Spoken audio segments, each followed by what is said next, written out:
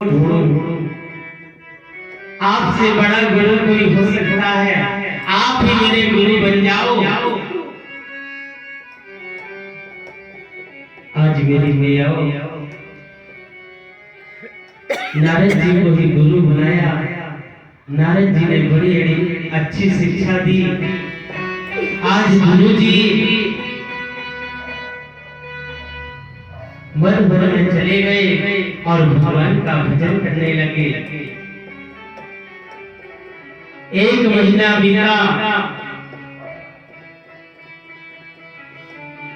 एक महीने तक एक समय खाना खाते थे और भजन में बैठ जाया करते थे। दूसरा महीना बीता।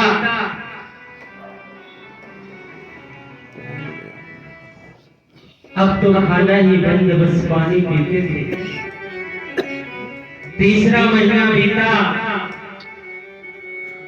अब तो पानी ही बंद, बाउल सेवन करते थे।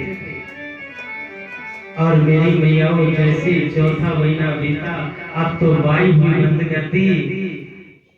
अब कुछ खाते नहीं, अब तो भजन ही कर रहे हैं। और क्या कह रहे हैं?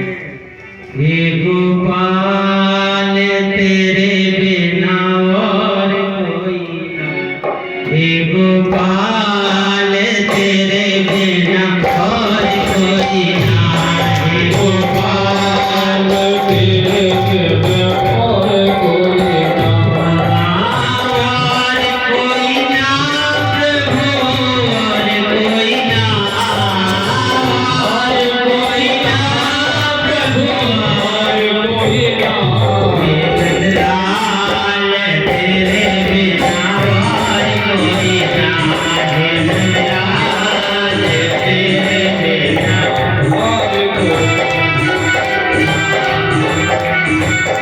आज भगवान का सुंदर सा भजन कर रहे हैं। हे गोपाल तेरे बिना और कोई ना। जैसे ही 5वां महीना आया, अपने प्राणों को भी, अपनी सांस को भी रोक लिया। अब तो मेरी मैया जैसे ध्रुव जी ने अपनी सांस रोकी, अग्र पैर से खड़े हो गए। एक पैर जमीन में और एक पैर अपने ही पैर में फंसा लिया। आज तो सारे देवी देवता डर गए। हे भगवान, इंद्र का इंद्रासन हिलने लग गया।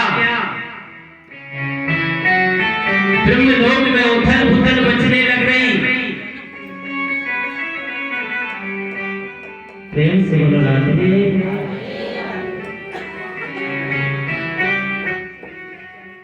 सारे देवता भगवान के पास आए, भगवान की स्तुति करने लगे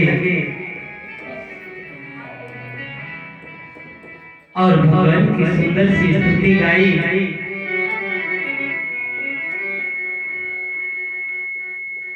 और मेरी मैया भगवान ने कहा तुम चिंता मत करो,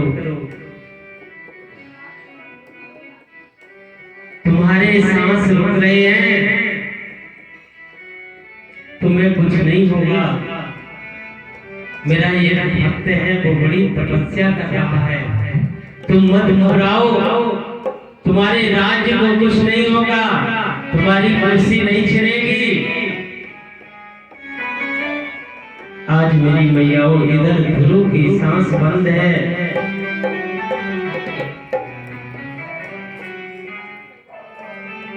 स्थल रोक ली है और भगवान ने एक स्वरूप हृदय में विराजमान किया। अब तो ध्रुव उन्हीं के दर्शन में मगन है, आंख भी नहीं खोलता।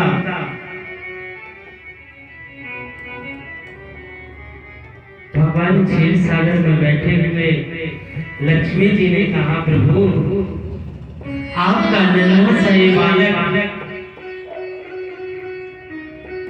अब क्यों ज्यादा भक्ति करवाते हो, जाकर दर्शन दो। आज मेरे गोविंद ध्रुव जी के सामने खड़े हो गए।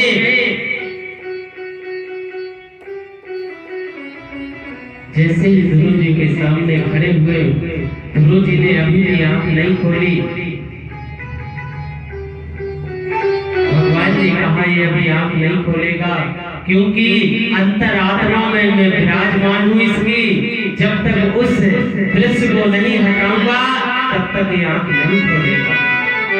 और जैसे ही अंतर से अपना दृश्य हटाया तो ध्रुव की दोनों आंख खुल गई। अब तो मेरी भैयाओं भगवान ध्रुव को देखते हैं और ध्रुव जी भगवान को देखते हैं। ध्रुव जी ने हाथ जोड़ लिए। अब ध्रुव जी सोचते हैं मैं बोलूं तो क्या बोलूं, मुझे तो बोलना ही नहीं आता। स्तुति गाऊं तो क्या गाऊं, मुझे तो गाने नहीं आती।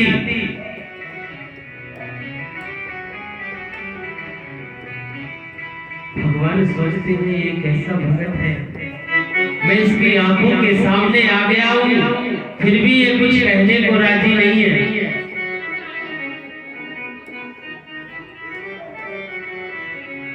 आज मेरी मैयाओं भगवान ध्रुव की बात को समझ गए और ध्रुव जी से अपने हाथ का शंख ध्रुव के कर्णरंध्रों में लगाया। ध्रुव जी को इतना ज्ञान हो गया कि तीव्र ज्ञान हो गया और ध्रुव जी भगवान की स्तुति गाने लगे।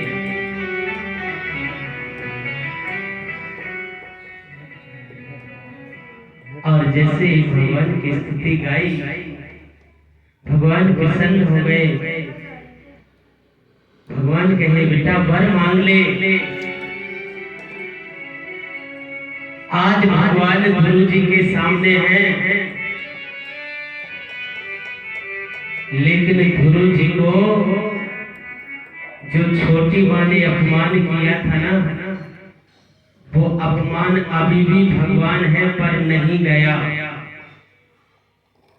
मन में वही मैल भरा हुआ है कि मेरी माँ ने कहा था भगवान की प्राप्ति कर, तब तुझे इस गोद में बैठने का अधिकार मिलेगा।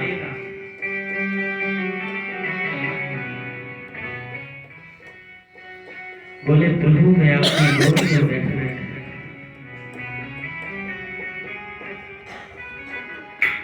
भगवान ने नन्हे से ध्रुव को अपनी गोद में ले लिया।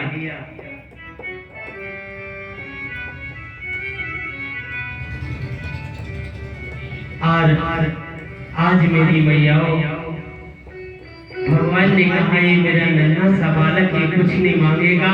आज भगवान ने ही वरदान दे दिया, क्योंकि मेरे भगवान भी ऐसे हैं, यदि कोई उनसे मांगे या ना मांगे उनके समक्ष ही चले जाएं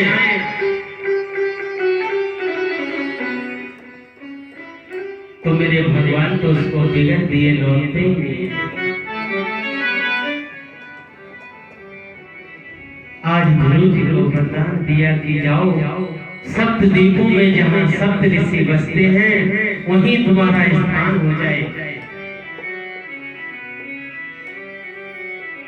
और अभी जाकर तुम राज करो अपना।